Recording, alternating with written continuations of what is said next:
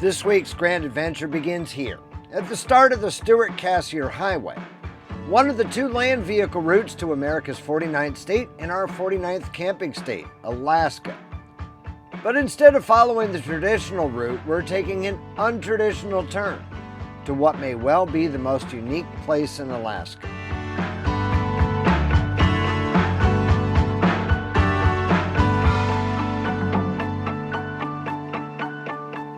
Hey Grand Adventurers, welcome back. I'm your host, Mark Guido, and this week we're going to explore the salmon, the eagles, the grizzlies, the glaciers, and everything else that is uniquely Hyder, Alaska.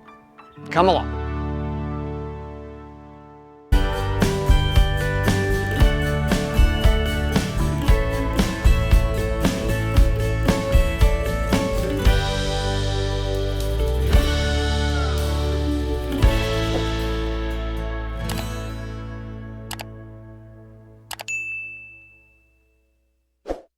This episode of Grand Adventure is sponsored by etrailer.com, where you'll find thousands of products for RVing, towing, camping, outdoor recreation, vehicles, boating, and more. Click the link in the video description or scan the code on your screen to shop etrailer.com with Grand Adventure.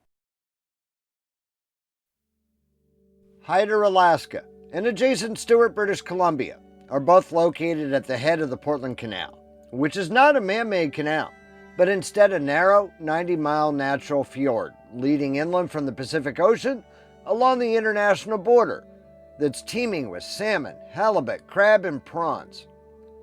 Portland Canal was explored in 1793 by Captain George Vancouver, and again in 1896 by U.S. Army Corps of Engineers Captain David D. Gillard. Within 2 years, mining prospectors and early settlers soon followed.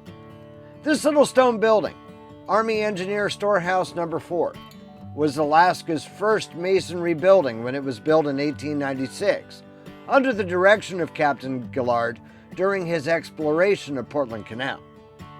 Originally called Portland City, Hyder was renamed in 1914 after Frederick Hyder, a Canadian mining engineer who predicted a bright future for the area. It was renamed because the U.S. Post Office Department told residents that there were too many U.S. communities named Portland. Hyder's boom years occurred between the years 1920 and 1930, and the Riverside Mine continued to extract gold, silver, copper, lead, zinc, and tungsten from the mountains of the Boundary Range until 1953. In 1928, the Hyder Business District was consumed by fire. In 1956, all of the area's major mining had closed, except for the Grand Duke Copper Mine, just across the border in Canada, which operated until 1984, and then resumed operations in 2010. Hyder nearly became a ghost town. Hyder's population today depends on who you ask, but responses typically range from about 30 to 80 people. The official 2020 census pegs it at 48. It is the southernmost community in Alaska that can be reached by vehicle. Air and water provided the area's only connections to the outside world until the 1970s, when BC Route 37A first reached the head of the Portland Canal at Stewart. But even today, Hyder is connected to nothing else in the United States, only Canada. The Alaska Marine Highway ferry that once connected Hyder to Ketchikan stopped running in the 1990s. Mail arrives here twice a week via a de Havilland Beaver seaplane. The road north out of town crosses back into British Columbia before it dead ends in the mountains above the Grand Duke Mine, whereas exiting the south side of town via International Street immediately collides with the Canadian border at the government's customs checkpoint leading into Stewart, just 2 miles away. It's in something of an administrative no man's land, far removed from anything else that's officially American. Visiting Hyder and interacting with its hardy residents is like living inside an episode of TV's Northern Exposure. The town has a fiercely libertarian attitude. There's no local law enforcement presence. Because there's nowhere else in the U.S. you can go, there's no U.S. Customs presence at the border here, making this perhaps the only place you can enter the United States without identification. In the 1970s, miners who crossed the border daily blew up the Canadian border barrier after tiring of the delays it caused. In 2015, when Ottawa decided to save money by closing all overnight border traffic between Hyder and Stewart, trapped Hyder residents nearly rebelled, prompting a diplomatic row that was finally resolved by the installation of a night phone to connect with a remote border guard. Hyder is the only place in Alaska not to use the 907 area code, instead using British Columbia's 250. Although it's technically in the Alaska time zone, most folks here share Pacific time with their BC neighbors. Residents here celebrate both Canada Day and July 4th. The few businesses still operating in town, with the exception of the Postal Service, accept both US and Canadian currency. There are no banks in Hyder, so folks living in Hyder do their banking across the international border in Stewart.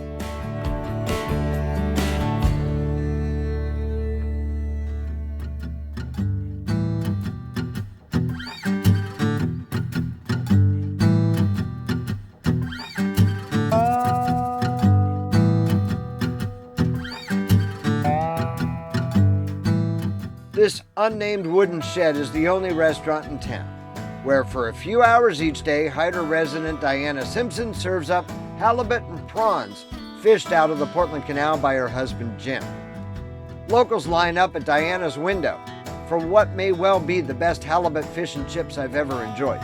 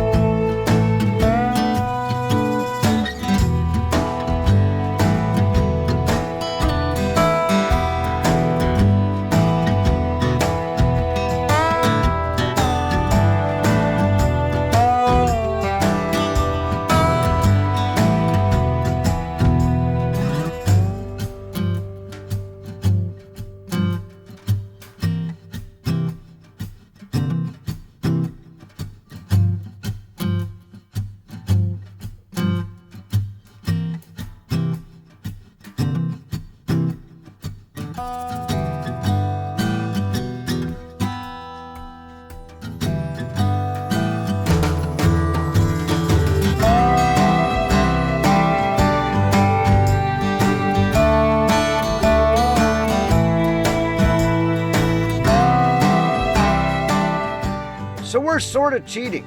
We legitimately get to check the box to say that we've camped in Alaska without driving another 700 miles to reach the next land port of entry at Skagway via the Alaska Highway. Numerous other RV travelers have done the same. Residents claim that more than 100,000 tourists come to Hyder annually. But despite Hyder's tiny size, there's a huge taste of Alaska to be found here, including sprawling glaciers, hundreds of eagles, rivers and streams teeming with salmon, and countless hungry bears that feed on them. We're sampling it all from our home base for 4 nights at Eagle Shadow Campground, the only place to camp in Hyder. Sites at Eagle Shadow are tight, but along with Eddie at Large and our friends Dale and Pat, we're some of the only folks here. Sites range from full hookup 30 amp sites like ours for $49.50 per night, to dry camping, water and electric, or water-only sites. Rates decrease with each additional night reserved.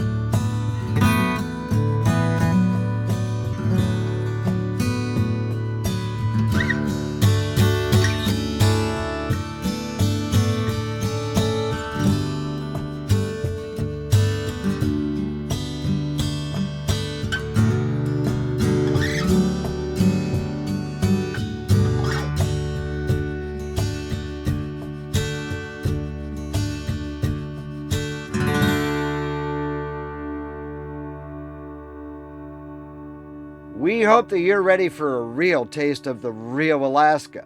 Following a quick message from our valued video sponsor, eTrailer. So stay tuned. Whether you need products for your RV, boat, trailer, vehicle, hunting and fishing, off-roading, and more, our video sponsor eTrailer has you covered. Best of all, you'll find over 100 US-based enthusiast customer service reps ready to help via phone, chat, or email, both before and after the sale. These folks have used themselves the products that you're shopping for, and you won't find a more knowledgeable team anywhere to help you with your outdoor project. Click the link in the video description or scan the code on your screen to shop etrailer.com with Grand Adventure. Hyder's most popular visitor attraction comes courtesy of Tongass National Forest, which begins right on the edge of town. Each year around mid-July, like clockwork, the chum salmon return to Tiny Fish Creek to spawn. Hidden in this dense forest of western hemlock, Sitka spruce, and western red cedar, hungry and anxiously awaiting their return, is the area's significant population of both black bears and grizzly bears.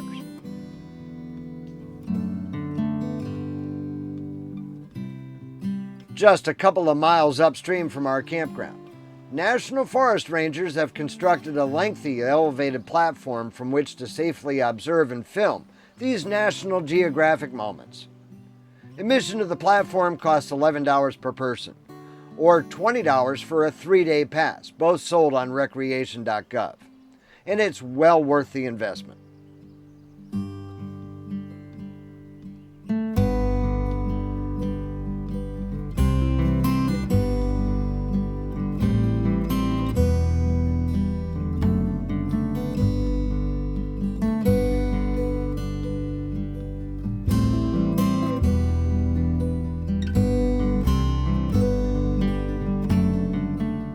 The first salmon arrived here just 2 days before we did, and their numbers have been steadily increasing ever since. We spotted about a dozen in the water this first early morning following our arrival in Hyder. These fish grow huge, sometimes 20 to 40 pounds each, and at times only half their body remains below the shallow waterline. Reportedly, by late July, you can practically cross Fish Creek without touching bottom. But for now, their numbers are still quite low.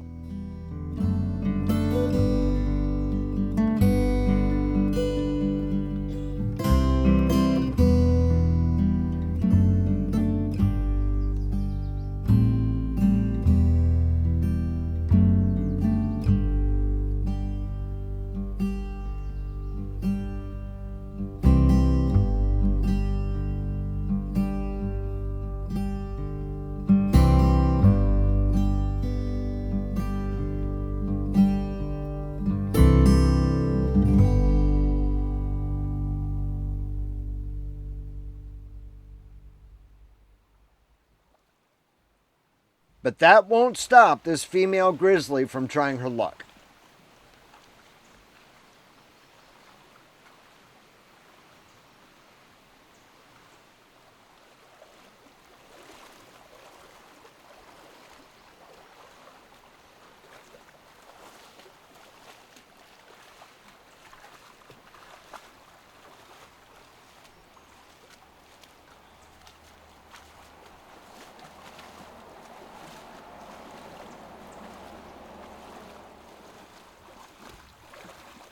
She spotted a fish, but it quickly and easily swims away.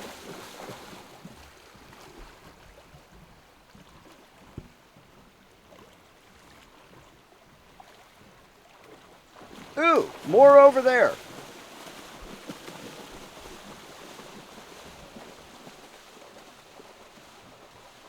Hungry and dejected, the sow wades ashore and shakes off her disappointment.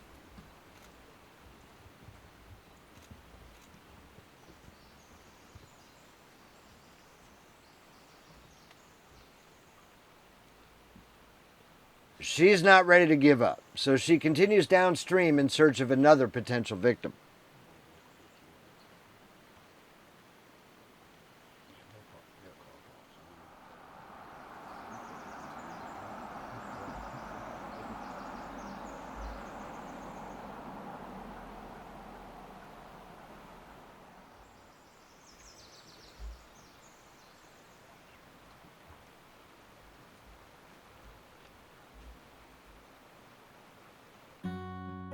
The eagles, watching from the gravel bars located just downstream on the Salmon River, have been having better luck.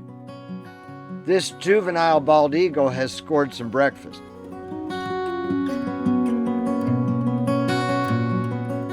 I've been lucky enough to have spotted bald eagles many times at locations across North America from coast to coast, but never more than one at a time. Here, just a few hundred yards upstream from our campsite, we're seeing around 8 to 12 simultaneously from a single viewing point.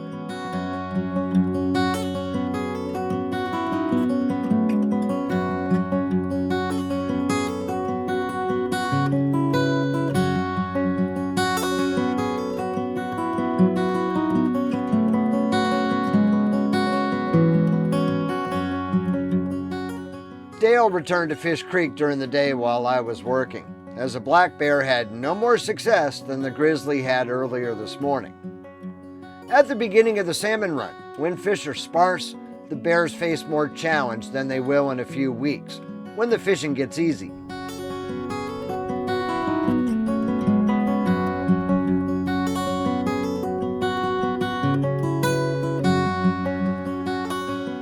Camping in Hyder may be cheating a little, but it nevertheless provides a bona fide Alaska experience.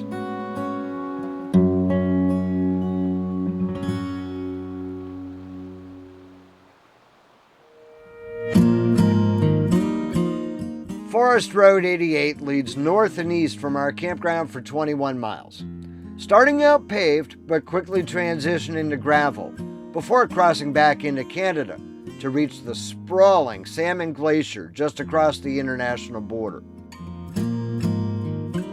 The Grand Duke Mine Road to the Salmon Glacier viewpoint, completed in 1965 to reach several mines in the area, is accessible by vehicle, weather permitting, from early July to late September. Past the Premier Mine, the road steepens. While narrow and potholed in places and clinging to a mountainside, the road to the viewpoint at 4,300 feet above sea level in Hyder, just before reaching the Grand Duke Mine, is nevertheless negotiable by most vehicles.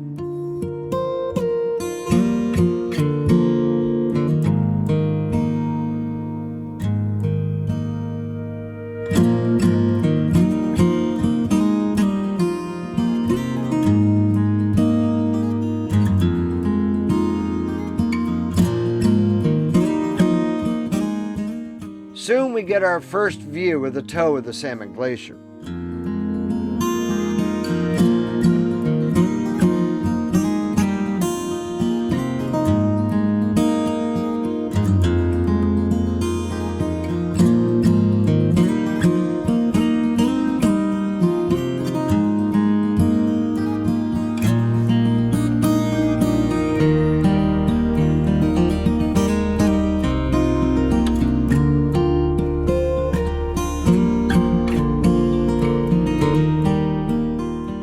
This massive glacier, one of hundreds in the boundary ranges that follow the border between Alaska and British Columbia, is notable as the 5th largest in Canada.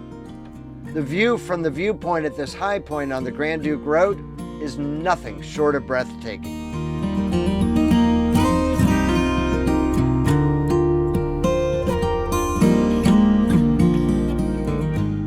Salmon Glacier's potential to cause a natural disaster is substantial. Summit Lake is located at the northern end of the glacier, and every year around mid-July, the lake breaks an ice dam and then flows under the Salmon Glacier into the Salmon River. This causes the river downstream to Hyder to rise approximately 4 to 5 feet for several days.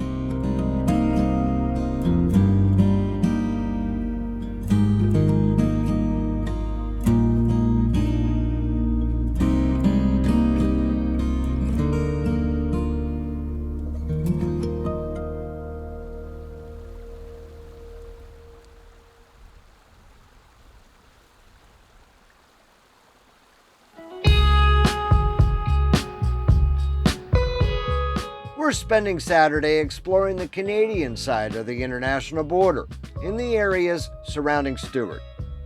Stewart began when 68 prospectors came to the head of the Portland Canal in the spring of 1898 looking for placer gold. The town was named in 1905 for 3 American brothers who arrived 3 years earlier and laid out the town site. The difference between Stewart in Canada and Hyder just 2 miles down the road in Alaska is palpable. Stewart feels more normal, which isn't necessarily a good or a bad thing, just different. Stewart is a working town of around 500 to 600 people, many employed in mining, that's starting to tap into tourism too by capitalizing on the area's ample, unspoiled natural beauty. Businesses here are actually open. There are restaurants, hotels, gift shops, gas stations, and grocery stores. Tours are available to see the area's glaciers, both by motor vehicle and by helicopters flying from the Stewart Airport.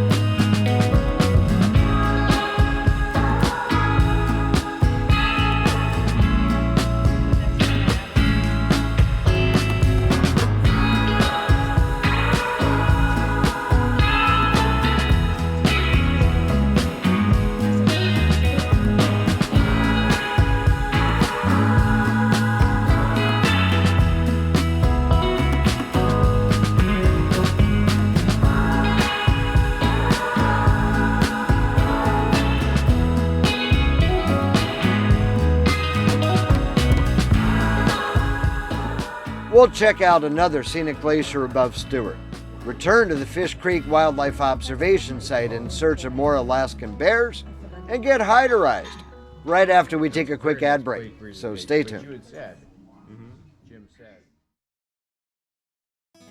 Stewart is connected to the outside world by BC Route 37A, also called the Glacier Highway, which climbs steeply out of Stewart en route to Mesiadin Junction, past these steep hillsides adorned with tumbling cascades, leading to the nickname Wall of Tears.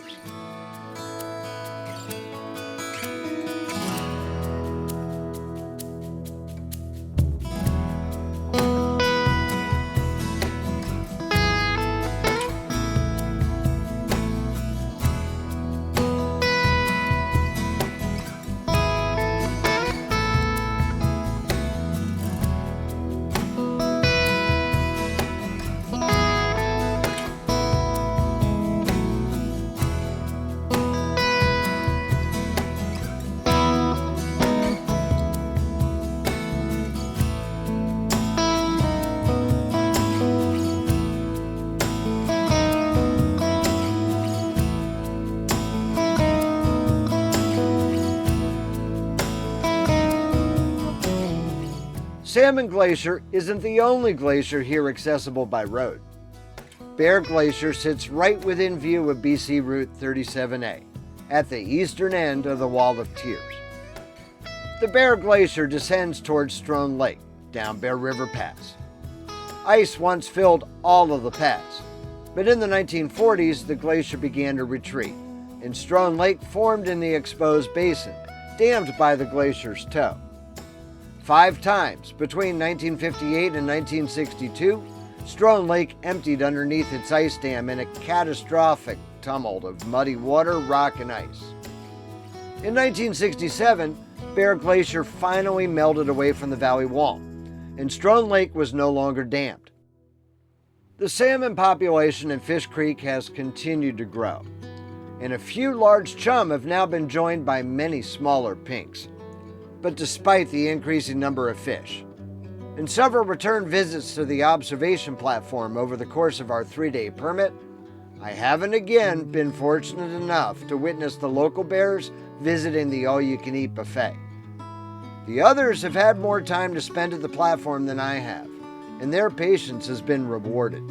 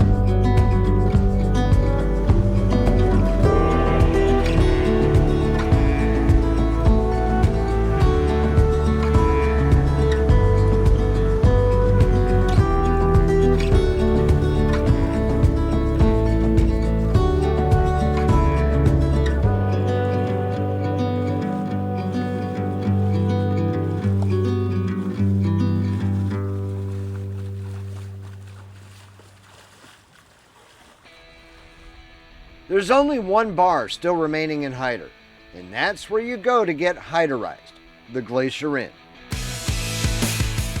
Started by the father of the bar's present owner, who herself is the grandmother of the bartender, the Glacier Inn has been operating in Hyder since the mid-1950s. Getting Hyderized involves downing a shot of 190 proof Everclear. I concluded that my pancreas couldn't take it, but Ed's did.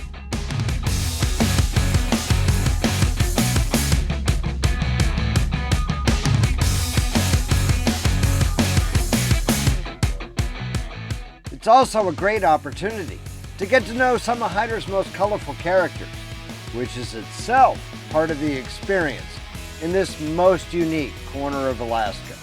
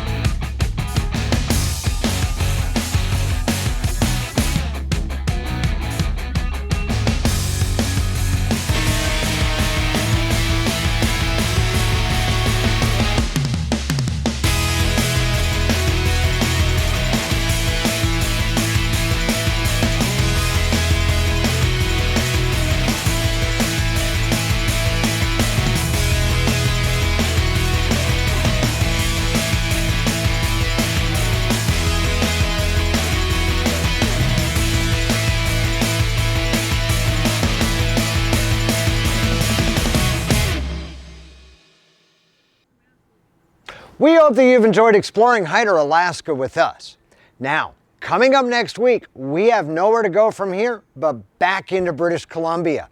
So if you're not yet a grand adventurer, there is no better time than right now for you to go smash that little subscribe button right down there in the lower right-hand corner of your screen.